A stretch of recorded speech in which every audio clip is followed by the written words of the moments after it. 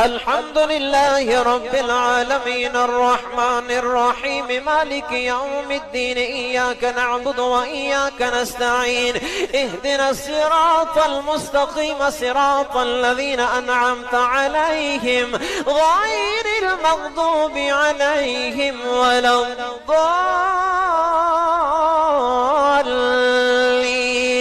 ولقد أرسلنا نوحا وإبراهيم وجعلنا في ذريتهما النبوة والكتاب فمنهم مهتد وكثير منهم فاسقون ثم قفينا على آثارهم برسلنا وقفينا بعيسى بن مريم وآتيناه الإنجيل وجعلنا